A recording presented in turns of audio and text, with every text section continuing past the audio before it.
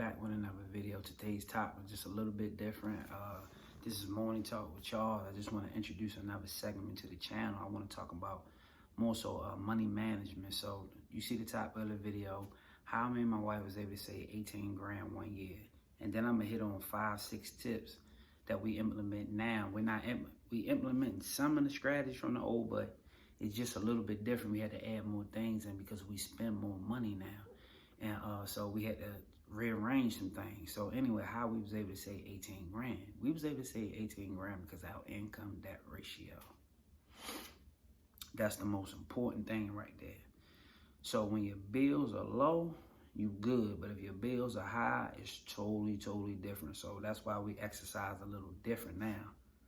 But man, something got my eye, y'all. But anyway, we didn't have car payments then. All we had was car insurance. We didn't even have full cover insurance on our vehicles then. All we was making was about $3,200 a month, y'all. Our bill was about $1,000 a month. And we lived within our means, and we were able to save 18 grand. But the key thing we never did, whatever we put in our savings account, we never went back and took it out. So in other words, so I remember one time the air conditioner messed up.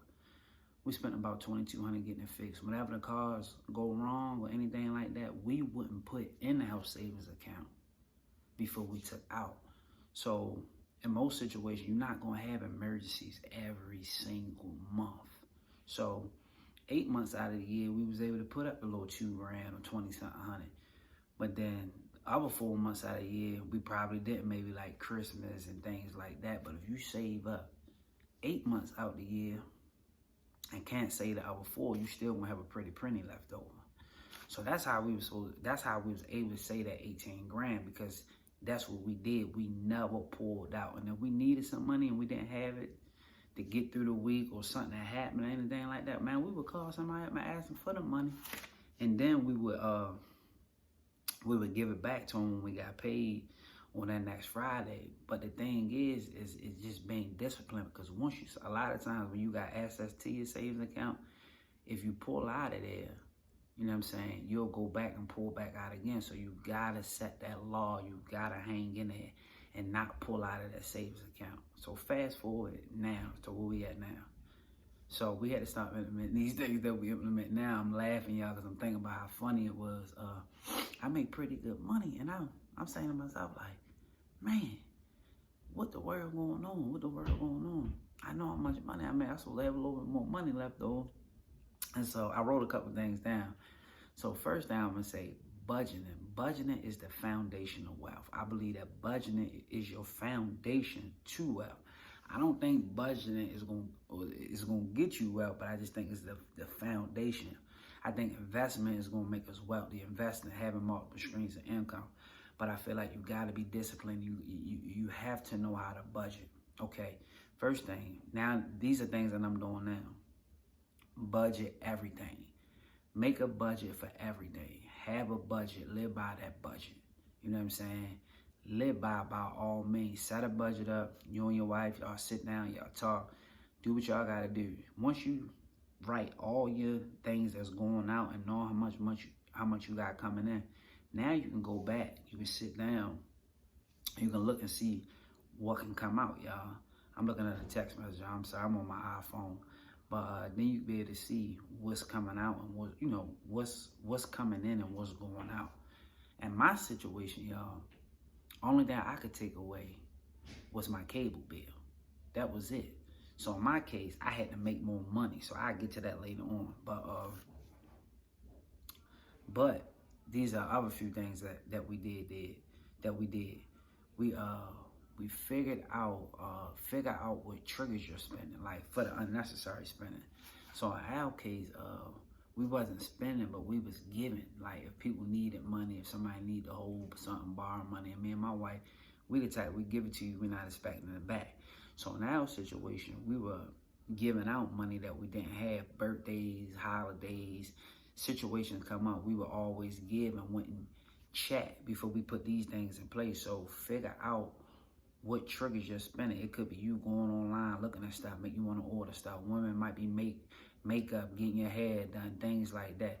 Stay away from those things. Learn to say no to yourself and learn to say no to other people. That's the key thing in that. Learn to say no. So we had to learn to say no to people. If people ask us for something, not saying, you know, I guess we might have felt bad too at times, because if we needed something at one point in our life, we would ask people for stuff. But it got to get to a point at times when you're trying to get to where you're going at, you got to learn to say no.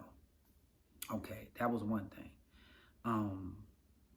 Okay, find things that I'm doing now. Find things that you can do with your family for fun instead of going out spending money. In other words, have a game night, movie night, Uno, Monopoly, game night. In other words, taco night, cook with the kids. Make it fun for them if they're young kids. You know, find menus online at Chili's or your favorite restaurants and stuff like that. And then try to create those foods at home and make fun activity for you and your family to prevent y'all from spending that extra money from going out.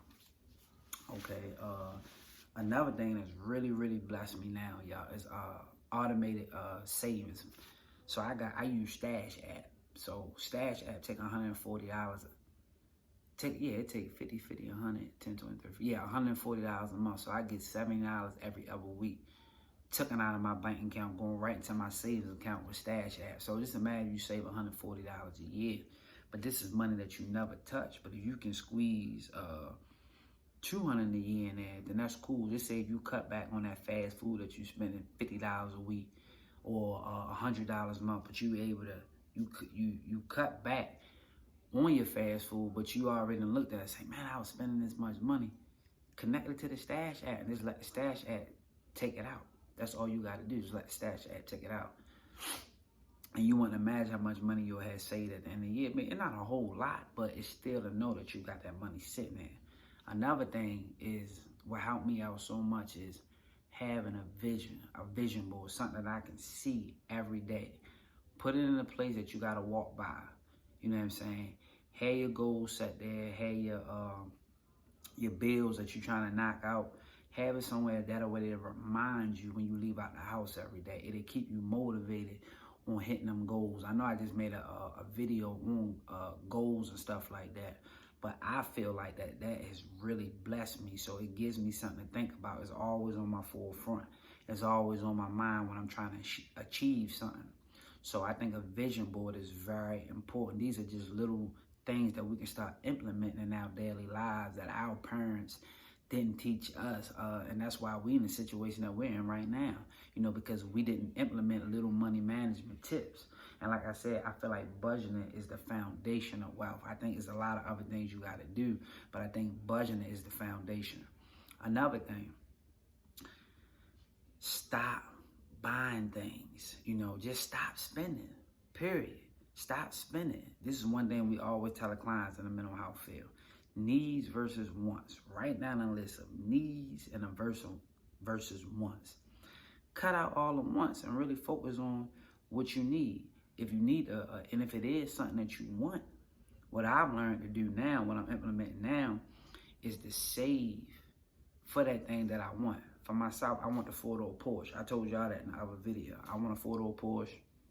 I wanted the LS 460, you know, but I couldn't get it. I wound up going to Q7, get my wife a car. So now I want the Porsche. I got me a truck to work in. And I got a little Lexus to work in, a little Lexus GS as my work car. But I want me a big body. I wanted the 460, now I want the Porsche. So now, y'all probably wonder why I make all these videos of me pressure wash and me doing this and doing this. Because what? That money that I got coming in, I'm saving towards that Porsche that I want. So I probably won't have that Porsche for another year and a half. But right now, I'm putting to the side because I'm going to get that Porsche one day. So, you know what I'm saying? You got to be patient in what you want. You just can't spend when you really don't have it. Then you're going to find yourself in a bad situation. You know what I'm saying? So these little things that I'm implementing now in my life, that way we can have more money, you know, have more money coming in. And being able to direct that money, you know what I'm saying, going to where it need to go and just keeping track of it. And at the end of the day, we'll have more money left over. But the main thing now, what I try to do too, and I feel like everybody should have, but I could be wrong, everybody not feel like they have more than one stream of income. So I had to make more money in my situation now, because once I tightened up all my bills, where I was at with everything, it still just wasn't enough. So that's why now I have multiple streams of income. So it's a beautiful feeling when once you can get to the place, even myself, getting to a place where you can work hard, where you have enough money, where you know, okay, this is how much money I'm gonna have from my job. Now, anything else that you pulling from the side, it's all extra. So that's, you can do what you want with that money. You can save it, but then you can do the things that you want to do because you already have everything else covered from your bills. You know what I'm saying? So like right now, I joined the susu with my sister, and they did the susu thing, and she doing it the right way. So right now, I got a residual coming in, $800 a week. I give 100 back in to bless somebody else. I get at somebody else something, I end up with $675 a week. So that's an extra $2,400 a month right there. What y'all think I'm gonna do with that money? I'm gonna save it. I'm gonna save it, or I'm investing in something else. This video ain't got nothing to do with no susu, but I'm just putting that out there. But I got a couple gutter cleaning jobs I do a week. I do about 4 a week. That's $150 a pop. You know what I'm saying? That's an extra $600 a week right there. Then I might get a house or something like that. Then I got the transportation business, you know what I'm saying? Whatever that do. And then I got my regular job, which my job pays all my bills. But I had to start putting those things in place. That way, that's all my extra money. So now I got multiple streams of income. But once you have multiple streams of income, you still gonna have to discipline yourself in a way. That way you won't be blowing it. So I hope these tips can help y'all any type of way. I hope they did. These things have really helped me.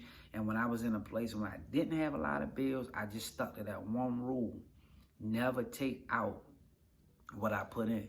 And the other tips that I threw out there, those are the things that I'm implementing now because my bills is crazy. I had to increase my income. But y'all be blessed. I'll catch y'all on the next one.